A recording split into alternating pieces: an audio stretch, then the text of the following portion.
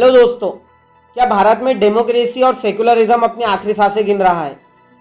इसका अंदाज़ा आप खुद लगा सकते हैं अगर आप भारत के पार्लियामेंट में शुरू मानसून सेशन को देखें तो।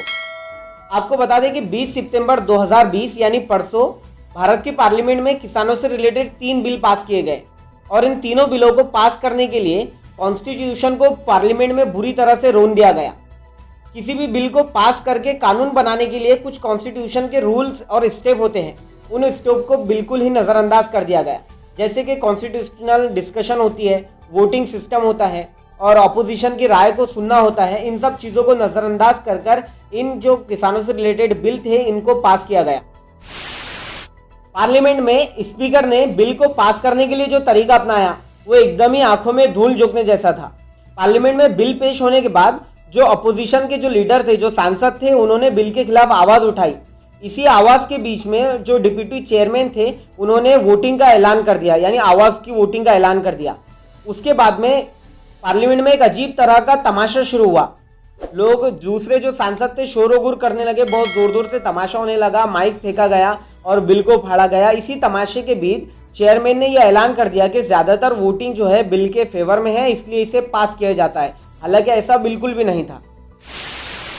दूसरी तरफ सांसदों का ये हाल था कि बिल को फाड़ रहे थे और जोर जोर से नारे लगाए जा रहे थे, माइक फेंके जा रहे थे, लेकिन उसके बाद उनके आवाज़ को नज़रअंदाज कर दिया गया।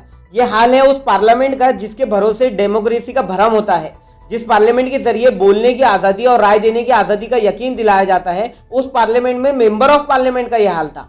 तो आप अंदाज़ा लगा सकते हैं कि सरकार के सामने मेंबर ऑफ पार्लियामेंट कितने लाचार और बेबस कर दिया गया। तो आप अंदाज़ा लगाइए कि भारत के आम लोगों का सरकार के पास और उनकी आज़ादी का और उनके फ्रीडम ऑफ स्पीच का कितना लेवल होगा, यानी भारत में आज आम आदमी कितना सेफ है।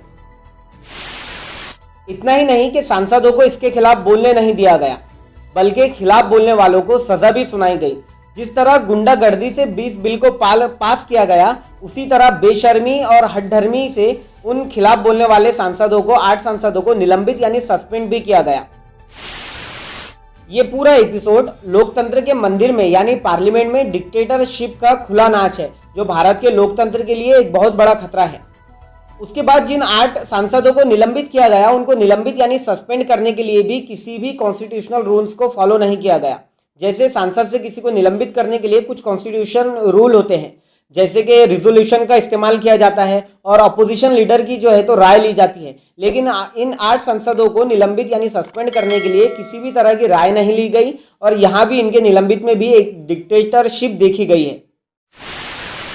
मुझे ना ही किसी पॉलिटिकल पार्टी से कोई हमदर्दी है और ना ही निलंबित किए गए सांसदों से कोई दिलचस्पी है।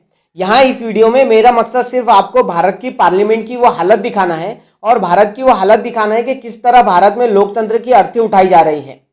आज से पहले ऐसा होता था कि पार्लियामेंट में अगर अपोजिशन मिलकर एक साथ वोटिंग करें और किसी बिल की मुखालिफत करें तो उस बिल को कानून नहीं बनाया जा सकता था। लेकिन अब तो सरकार का, केंद्र सरकार का ऐसा है कि अगर अपोजिशन को मुखालिफत करना है तो करें, विरोध करना है तो करें, वो चेयरमैन से झूठ बुलवाकर किसी भी बिल को पास करवाकर कानून बना सकते हैं।